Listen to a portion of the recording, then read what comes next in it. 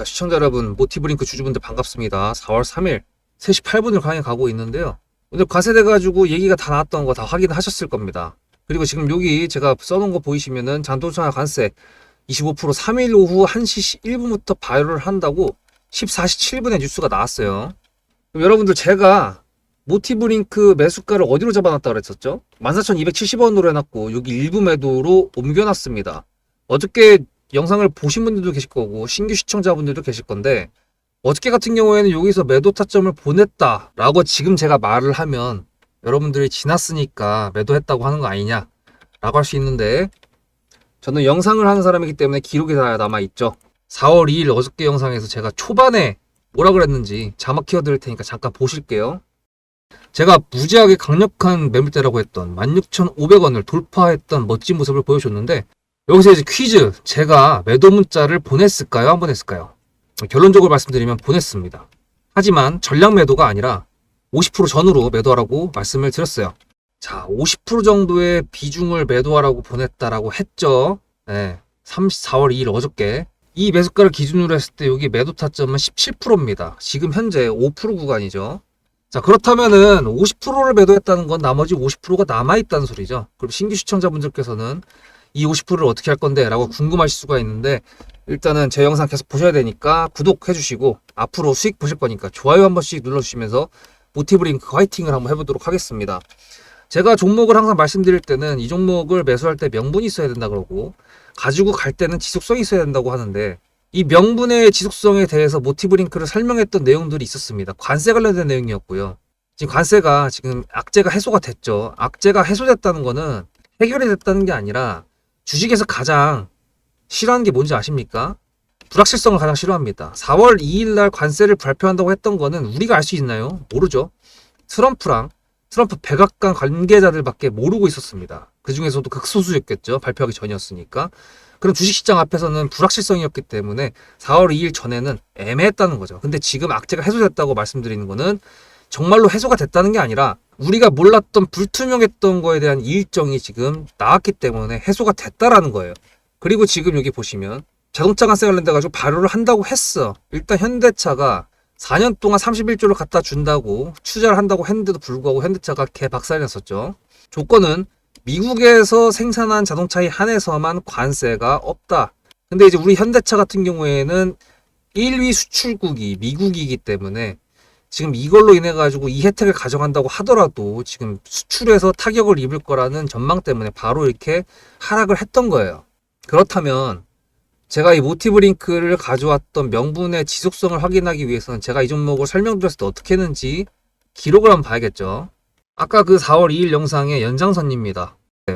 그렇다는 거는 일단은 상호관세 관련돼 가지고 내용이 나왔을 때 우리가 생각했던 것처럼 레벨 5를 예상했으면 레벨 5가 나오거나 레벨 6가 나와서 애들이 테슬라나 트럼프에 대해서 더 분노할 경우 이 종목에 일단 지금 현재 관세를 앞뒀을 때 거기에 대한 수혜 그걸 예상했기 때문에 이렇게 돼야 되는데 레벨 5를 예상했다는데 레벨 6 정도가 나와야 얘네가 분노를 해갖고 현기차의 전기차가 수혜를 입는다. 그게 관세 관련됐던 최초 단기 입장의 명분이었습니다. 근데 지금 관세 관련돼가지고 내용이 나왔죠. 우리나라는 25%, 일본은 24%, 중국 34%, 대만이 47%인가? 하여튼 그래갖고 중국이 좀 빡쳤다는 소리가 있고 EU 같은 경우는 20%대입니다. 그래서 사실 이렇게 생각을 해야 돼요. 단기적으로 관세를 앞뒀던 그 불확실성 때문에 우리가 단타 입장에서 가지고 왔던 명분은 그거였는데 이거는 이제 지나갔으니까 살짝 접자 이거야. 우리가 예상했던 것처럼 상호관세가 전 세계를 강타했기 때문에 개박살이 났다라고 하면은 사실상 이거는 올라갈 수 있지만 다른 종목 때 다 박살났을 겁니다.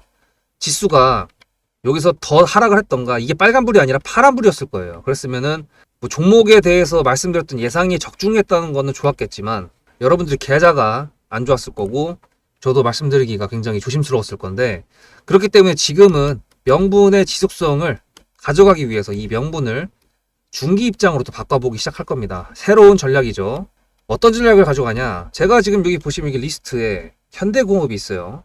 자, 일단 모티브링크 같은 경우에는 종목 자체가 현대차의 전기차의 부품을 납품하는 회사로 알려져 있죠. 그리고 지금 자동차 관세가 발효를 한다고 했고 미국에서 생산된 차들만 관세가 부과되지 않는다고 얘기가 나왔습니다. 근데 현대가 미국에다가 31조를 투자한다고 했고 조지아 공장부터 시작해가지고 지금 공장 건설을 추진을 하고 실제로 수주를 받았다는 소식이 있어요. 그렇다는 거는 우리가 지속성을 가져간다고 했을 때 이 현대차가 당연히 기업 입장에서 기업 운영하는 사람인데 수익 구조가 나올 수 있는 것들을 해야 될 거 아니에요. 관세가 20%가 붙는다는 건 무슨 뜻이에요? 만약에 1억 원짜리를 차를 팔라 그랬는데 원래 1억 원이었는데 20%가 붙어버리면 1억 2천에 팔아야 되는 거거든요. 그럼 소비자 입장에서는 1억이랑 1억 2천이랑 이건 천지차이기 때문에 현대차 입장에서도 조정을 해야 됩니다. 그래서 이미 현대차 같은 경우에는 딜러들한테 현지 딜러들한테 관세 때문에 가격 조정이 있을 거다라고 사전에 미리 통지를 한 상태고요. 그렇다는 거는 현대차의 공장 가동이나 그런 부분에 있어가지고 판매량을 줄이는 건 당연히 용납이 안 될 거고 유지는 시키자 일단 그런 식으로 목표를 바꿨을 텐데 그렇게 된다고 치면은 모티브링크의 부품 같은 경우도 가겠죠. 어디로? 미국으로.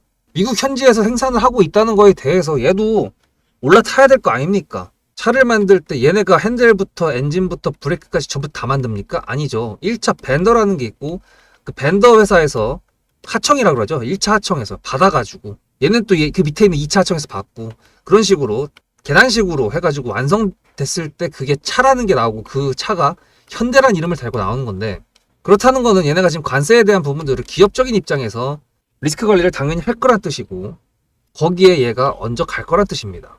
그렇다면 우리는 지금부터 뭘 해야 되냐? 얘가 지금 갖고 있는 명분의 지속성을 지금 체크를 한 거예요. 뭘로? 현대차라는 대장주의 움직임을 볼 거고 현대차 경영진들의 31조 투자에 대한 수혜를 가져가 보기를 기대하는 거죠. 아니면 얘네가 우리가 몰랐던 새로운 재료를 가지고 나올 수도 있습니다. 갑자기 BYD에다가 뭔가 갖다 준다던가. 대신에 이렇게 되려면 조건이 있죠. 자리를 지켜줘야 됩니다. 종목의 명분으로 알았으니까 이제 전략을 짜야 되는데 이 전략을 짜려면 수급도 봐야 되고요. 재료도 봐야 되고요. 차트도 봐야 됩니다. 이 세 개가 전부 다 일치를 했을 때 저희는 이 종목이 갈 거다라는 예상을 하고 전략적으로 접근을 해서 매수를 하게 되죠. 그렇다는 거는 타점이 굉장히 중요한데 여러분들께서는 이거를 어떻게 판단해서 어떻게 타점을 잡으실 거죠? 저는 주식을 11년 했습니다. 2014년부터 시작을 했는데요. 여러분들도 아시겠지만 11년 정도 매매를 하다 보면은 기법이라는 게 이제 자기한테 맞는 게 생깁니다. 저는 매물대입니다. 물론 이제 여러 가지 기법들이 많이 있지만 매물대가 그 중에 가장 중심이 되는 기법이라는 말씀을 드리는데요. 저는 이제 말씀드렸다시피 11년 차긴 하지만 유튜브를 시작한 지 얼마 안 됐습니다. 근데 그럼에도 불구하고 벌써 대단한 수익이 나왔다 그러면 여러분들 믿으실 수 있겠습니까? TXR로보틱스 지금 굉장히 핫한 종목입니다. 상장한 지 10개월밖에 안 됐는데 보시면 제가 영상을 벌써 24일, 27일, 28일, 31일, 4월 1일 어저께까지 해가지고 플러스 1에서 6개를 올려드렸거든요.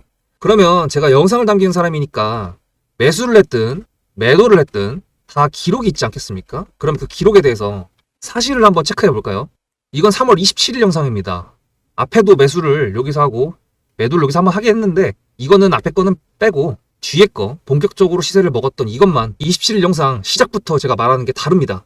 반갑습니다. TXR 로보틱스 주주분들, 이제 주주분들이 됐겠죠. 3월 27일 11시가 넘어가고 있는데 이제 주주가 됐겠지. 무슨 말인가? 제가 매수 타점을 보내드렸다 이 뜻입니다. 11시 9분 3월 27일이라는 시간적인 부분들을 분명히 말씀드리면서 매수 타점을 보여드렸다고 했어요. 요 자리죠. 이거는 트레이더로서 리스크를 방지하기 위한 확인을 한 다음에 기술적으로 매수를 한 타점입니다. 자, 그러면 매물대를 다 그어드리는 것까지 보여드리긴 너무 많으니까 매도했던 구간들만 볼까요? 제가 요날 매도를 안 했어요. 왜 안 했냐면 재료 때문에 안 했습니다. 여러분들 TXR 로보틱스 매매하신 분들은 아시겠지만 얘가 나왔던 재료가 휴머노이드 로봇이나 아니면 다른 로봇이 아니라 이번 산불 관련돼 가지고 소방 로봇으로 얘기가 나왔어요. 단기적으로 봐야 된다는 건데 이걸 지나고 말하는 거랑 이 당시에 말하는 거랑은 다르겠죠. 이 당시에 제가 뭐라 그랬는지 보겠습니다. 이 차트는 3월 31일이죠. 3월 31일 날 제가 뭐라 그랬는지 볼게요. 만약에 오늘 얘가 추가적으로 더 돌파가 나온다 그러면 오늘 매도가 나올 수도 있습니다. 물론 오늘 매도가 나올 수도 있다. 더 가면. 근데 보시면 지금 여기 보이면 22,800 매물대 라인에서 놀고 있었죠. 그 이상으로 더 가지 않았습니다. 그렇기 때문에 제가 매도를 했을까요? 안 했을까요? 당연히 안 했죠. 그럼 그 다음에 이 매물대에서 매도를 제가 50% 했다 그랬죠. 그 부분에 대한 기록이 또 있을까요? 4월 1일 어제 영상입니다. 유튜브 자막 켜드릴 테니까 잠깐 보겠습니다. 여기서 찍고 여기서 매도하고 여기서 사가지고 여기서 매도를 오늘 했습니다. 아까 50% 이상 매도하시라고 50% 이상 매도하시라고 말했죠. 보시면은 10시 18분입니다. 4월 1일 10시 18분이라는 거 여기 다 보이시죠? 그렇다면 남은 비중 50%는 언제? 오늘 매도를 했다는 겁니다. 이게 더 갈 수도 있어요. 근데 문제는 뭐냐면 저는 전량 매도를 보냈다고 방금 말씀드렸죠. 어저께 여기서 매도를 보냈을 때는 4일 기준 했을 때 40% 수익이었고요. 27,000원 기준 했을 때 5일 기준 했을 때 수익률은 53%가 나왔습니다. 코스피랑 코스닥 어떻죠? 계속 하락이었고 트럼프의 관세 때문에 지수가 계속 하락을 하고 있었죠. 근데 그 와중에 이렇게 높은 각도로 고각도로 상승을 하고 있는 종목을 매도를 했다. 여러분들 가능하십니까? 이게 제가 아무 생각 없이 그냥 매수를 보냈다가 올라가네? 감사합니다 하고 매도를 한 걸까요? 전략을 짤 때 제가 아까 말씀드렸던 수급적인 부분이랑 재료적인 부분이랑 차트적인 부분이 굉장히 중요하다고 말씀드렸습니다. 이 종목을 처음에 추천했던 이유는 최초 영상을 보시면 아시겠지만 싹수가 있다고 했어요. 싹수가 보인다는 건 뭐였냐면 상장한 지 이틀밖에 안 됐는데도 지킬 때를 지켜줬다. 그거였고요. 그 다음에 요날 매도를 보낸 날 뭐라고 했냐면 얘가 눌린다고 하더라도 기준가가 되는 17,620원 여기를 깨면 안 된다고 했었어요. 근데 깼죠. 근데 깼다가 다시 바로 지켜주는 모습을 보였기 때문에 제가 매수라는 걸 했고요. 그 와중에 산불이 계속 커지면서 안 잡히는데 얘가 올라가는데 중국 소방 로봇 관련돼 가지고 뉴스가 나오고 그 다음 날에는 산불이 안 잡혔는데 눌림이 나오고 그 다음 날에는 산불이 이제 마감이 됐는데 소방 시스템 관련 로봇으로 또 뉴스가 나왔어. 그렇다는 건 여러분들께서 수급은 신규 상장 당일이었기 때문에 당연히 수급은 있어요. 근데 재료적인 부분이 뭐가 붙었을까? 그게 관건이었을 텐데 이 종목을 단기로 끌고 갈 것이냐 장기로 끌고 갈 것이냐 그 부분이 있어가지고 얘는 추세적으로 만약에 이렇게 급등을 안 했으면 장기로 끌고 갔을 겁니다. 근데 뉴스가 나왔던 게 산불 이슈잖아요. 산불은 복구가 되는데 장기적으로 복구가 됩니다. 하지만 주식은 단기적으로 이 산불에 대해서 반응을 하죠. 왜냐하면 얘 현재 지금 피해 규모가 얼마고 그거에 따른 추경이 예산이 얼마고 그리고 그거에 따라서 국회에서 어떻게 지원을 할 것인가. 그렇게 따지면은 이미 단기적으로 산불에 대한 대응을 우리가 끝낸 겁니다. 그렇기 때문에 주식적으로는 장기적으로 추세를 본다고 했을 때 만약에 얘가 엔비디아 휴머노이드 로봇이라든지 뭐 현대차 보스턴 다이내믹스 그 뉴스가 나왔다든지 그랬으면은 더 천천히 갔을 거예요. 근데 산불 이슈였기 때문에 단기적으로 올라간다는 판단이 들어서 여기서 매도를 안 하고 여기서 매도할 수 있었고 여기서 매도를 또 할 수 있었던 겁니다. 여러분들께서는 어떻게 하셨을까요? 그냥 가만히 냅뒀다가 제가 보여드렸던 이 매물대 절대적인 가격이 아니라 종목들이 사고 팔고 매매가 많이 이루어졌던 곳을 중첩시킨 곳 그곳이 매물대지 않습니까? 그럼 이 매물대를 뚫으려면은 저항을 뚫는 거고 밑에서 지지를 받아주면 지지라인이라고 하는데 지지를 받고 돌파하고 지지를 받고 깨졌지만 여기서 다시 지지를 받고 지지와 돌파가 동시에 공존했다가 갭 뛰었다가 또 지지를 받고 돌파가 나오고 오늘도 보면은 매물대를 돌파한 시가에서 분출이 나왔습니다.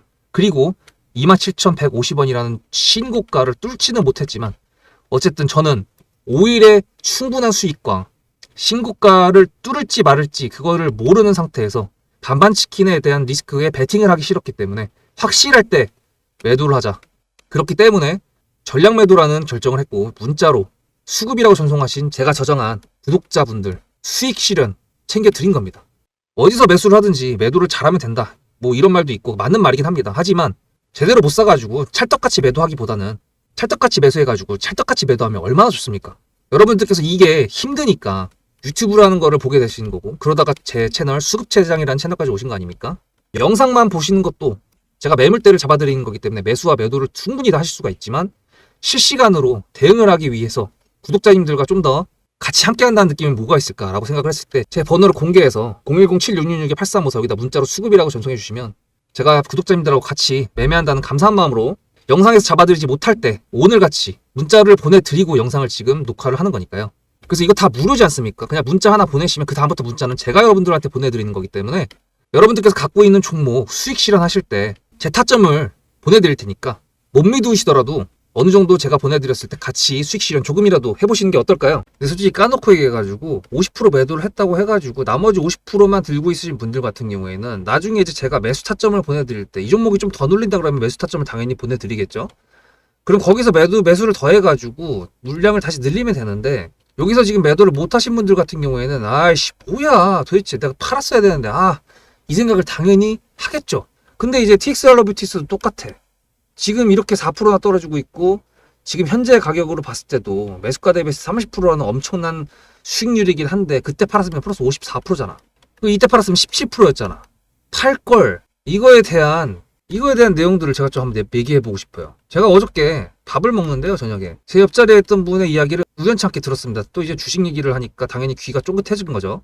자기가 종목을 하나 샀는데 이거는 단타로 7%를 먹었대요. 그래서 저는 판 줄 알았어. 그랬더니 안 팔았대. 그래서 어이가 없었는데 다음에 또 얘기하는데 종목 하나는 또 손주한테 물려줄 거래요. 그러니까 이제 7% 수익은 단타로 보고 또 비중이 크게 들어간 거는 손주한테 물려준다 이거야. 근데 저는 이제 이 생각이 든 건 7%였으면 어저께 기준했을 때 오늘 5시에 관세 관련된 내용이 나온다고 했는데 왜 안 팔았지라는 생각이 물음표가 계속 뜨는 겁니다. 근데 이 생각을 하다 보니까 무슨 생각이 들었는지 알아요?